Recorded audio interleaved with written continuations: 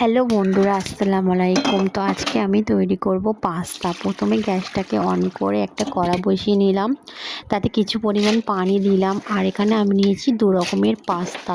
এইগুলোকে সিদ্ধ করে নেব 10 থেকে 12 মিনিট। তো আমি এখানে একটু লবণ অ্যাড করলাম আর একটু দিলাম সাদা তেল।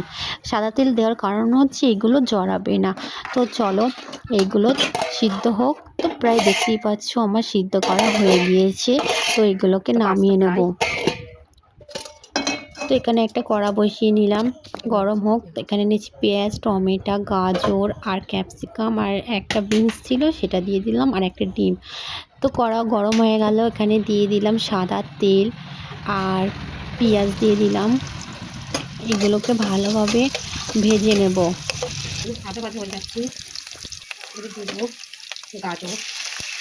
হালকা করে ভেজে নিয়ে একে একে সবজিগুলো সব দিয়ে দিলাম।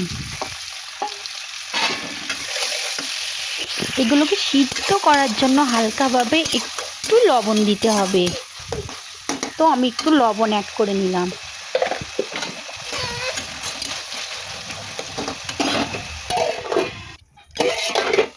তো প্রায় মোটামুটি সিদ্ধ হয়ে গেছে। তো আমি এখানে দিয়ে দেবো একটা ডিম। তো সবগুলো ভালোভাবে একটু মিশিয়ে নেব।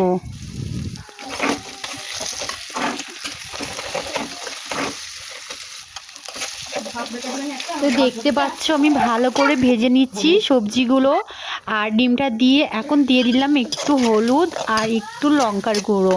এইগুলো ভালো করে নাড়াচাড়া করে নিয়ে আমি দিয়ে দেব পাস্তা। তো পাস্তাটা দিয়ে দিলাম। তো এইগুলো প্রায় একটু ভাজা ভাজা করতে হবে, নাহলে তো ভালো লাগবে না। তো আমি ভালোভাবে ভেজে নিই। তো একটু দিয়ে দিলাম পাস্তা মশলা। প্রায়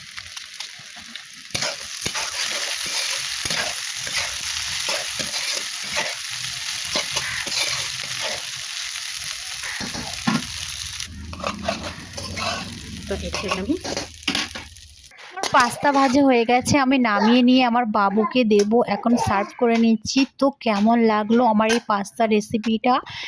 তো সবাই ভালো থেকো, সুস্থ থেকো আর আমার পাশে থেকো। তো আজকেকার মতো ভিডিওটা আমি এখানে এন্ড করছি। বাই।